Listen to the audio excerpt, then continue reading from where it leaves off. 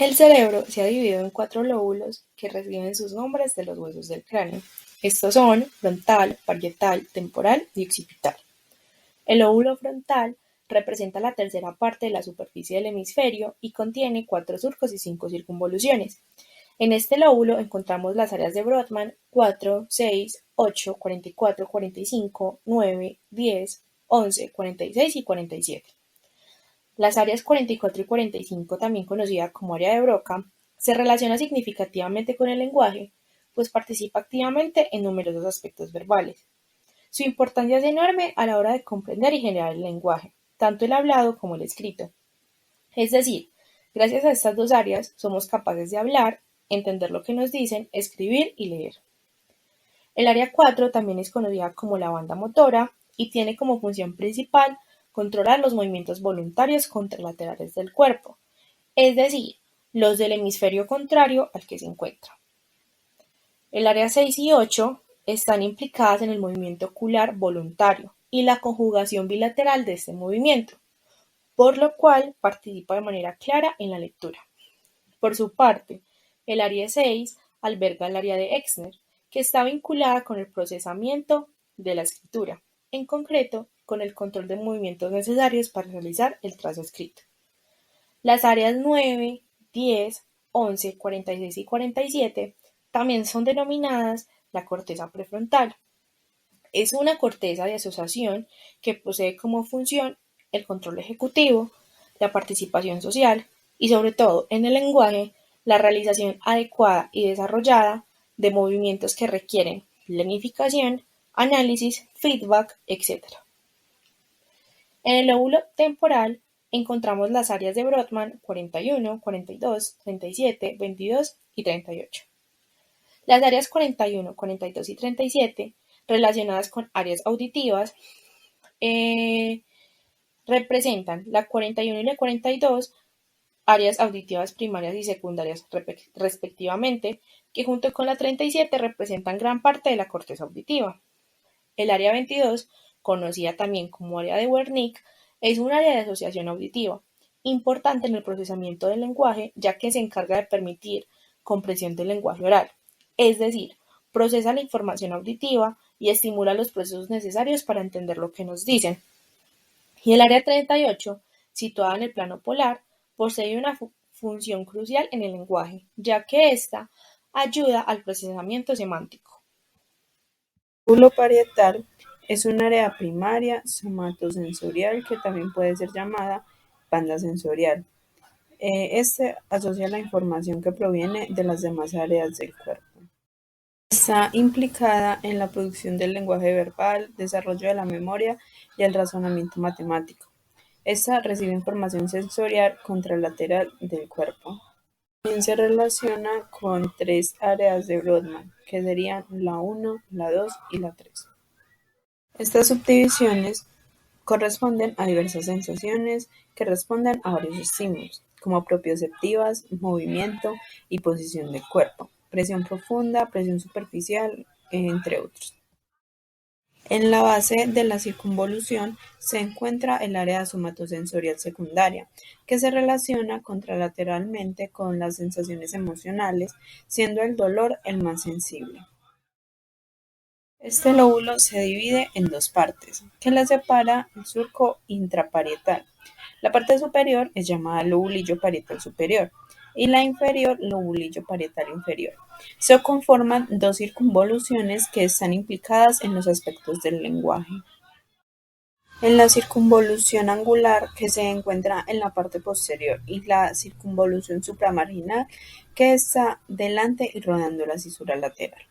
Estas áreas tienen un importante papel en el lenguaje, son indispensables para asociar todos los estímulos sensoriales que se reciban de la corteza cerebral, sensación corporal, audición y visión. Este procesamiento multimodal es el que hace que se considere una zona central para el lenguaje. Cuando se presenta una lesión en el parietal izquierdo, puede afectar la memoria verbal y la capacidad para recordar dígitos, y en el lóbulo parietal derecho puede afectar la memoria no verbal. El lóbulo occipital Se localiza en la parte posterior de la cabeza, detrás del parietal y encima del cerebelo. Tiene una función principal que es la visión, que se encuentra en el área visual primaria. El área visual primaria se sitúa sagitalmente respecto al polo occipital. En el área visual secundaria es la que envuelve el área primaria, o sea, las áreas de Brodmann 18 y 19, las cuales forman la corteza de asociación visual. Los ganglios basales se encuentran ubicados en lo más profundo del cerebro. Estos reciben y envían información hacia la corteza. Esto quiere decir que conectan las áreas cerebrales con el tálamo para su correcto funcionamiento. Están conformados por sustancia gris y sustancia blanca y controlan los movimientos tanto voluntarios como involuntarios. Son los encargados de la coordinación y el control motor. Son importantes para las acciones de la escritura, los movimientos del habla y el procesamiento del lenguaje. Si ocurre una lesión, desencadena en la enfermedad de Parkinson o Huntington. El sistema límbico se ubica dentro de los dos hemisferios cerebrales. Se destaca en la conducta de los seres humanos. Ayuda en el procesamiento de las emociones, las sensaciones y el instinto de supervivencia. Asimismo, participa en la memoria, la atención y se relaciona con el olfato. La parte que se relaciona con el lenguaje está en lo posterior de este sistema. Su estructura característica es la amígdala y una lesión puede dar como resultado TDAH, autismo o esquizofrenia. Cuando se habla de las estructuras talámicas, hace referencia a las que conforman el diencéfalo. Estas son el hipotálamo, que se encarga de la regulación hormonal, el epitálamo, que regula los ritmos circadianos, el subtálamo, que ayuda en los movimientos corporales, y el tálamo como tal, que integra la información sensorial menos la olfativa hacia la corteza. Este tálamo está conformado por varios núcleos, como se ve en la imagen, tanto motores como sensitivos, entre los que se destacan primero el geniculado medial, que recibe la información auditiva, y el pulvinar, que interviene en los procesos léxicos y de electroescritura.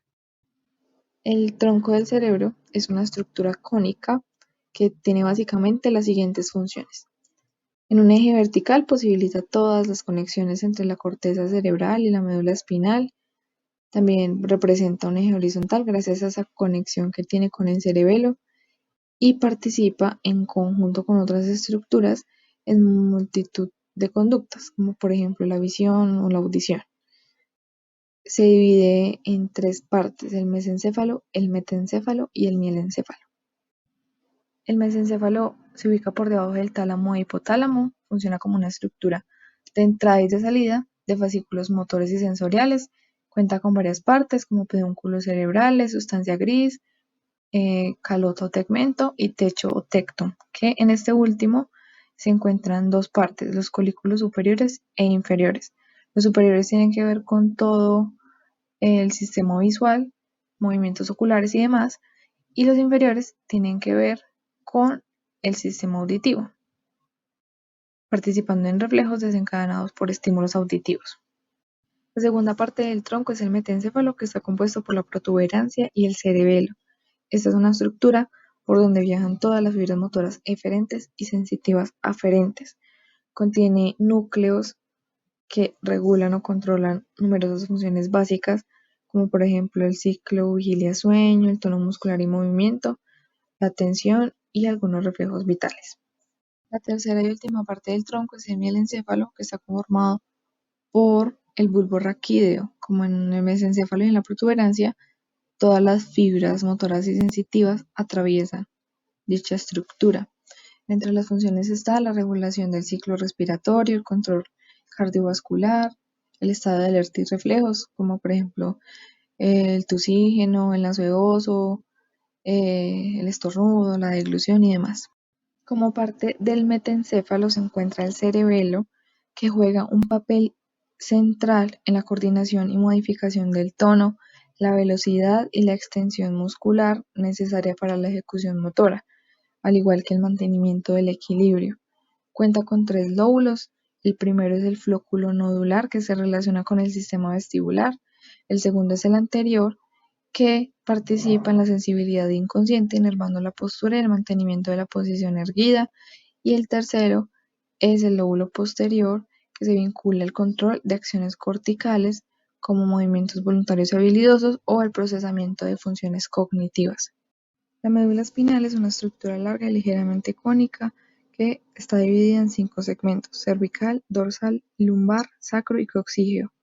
Sirve de enlace entre el encéfalo y todo el cuerpo, transmitiendo impulsos motores hacia los músculos, vísceras y glándulas, así como los sensitivos desde todo el cuerpo. Consta de varias partes: la sustancia gris, que es sensitivo-motora, que tiene diferentes funciones como la estimulación motora, se encarga de aferencias sensitivas que llegan desde la médula, e inerva y recibe las fibras relacionadas con centros vegetativos autónomos.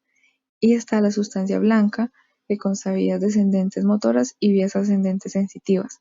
Las descendentes controlan movimientos finos y precisos, control voluntario de la postura, del cuerpo e inerva los músculos del habla. Y las ascendentes están relacionadas con estímulos sensitivos del tacto, de dolor, temperatura, roce ligero y localización táctil. Ahora vamos a hablar sobre el sistema nervioso periférico, el cual está formado por nervios que se extienden hasta las extremidades y los distintos órganos del cuerpo. Podemos dividirlo en dos: el sistema nervioso somático, que se divide en los nervios espinales, los nervios craneales, y el sistema nervioso autónomo o vegetativo, que está encargado de inervar diversas estructuras de acción involuntaria. Centrándonos en el sistema somático, vamos a hablar primero sobre los nervios espinales. Estos corresponden a 31 pares que nacen de la médula espinal y se ramifican a lo largo de ella en sus 5 segmentos.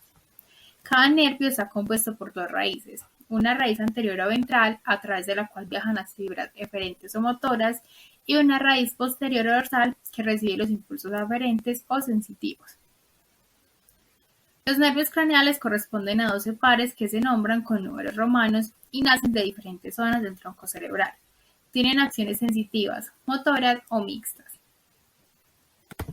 Primero hablaremos sobre los pares craneales sensitivos que tienen relación con el lenguaje. Se trata de los nervios craneales 2 y 8, o sea, óptico y vestíbulo coclear o auditivo.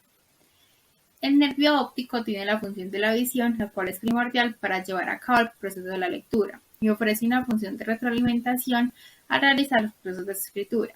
De igual manera, es por medio de la cual se da el procesamiento de la comunicación no verbal.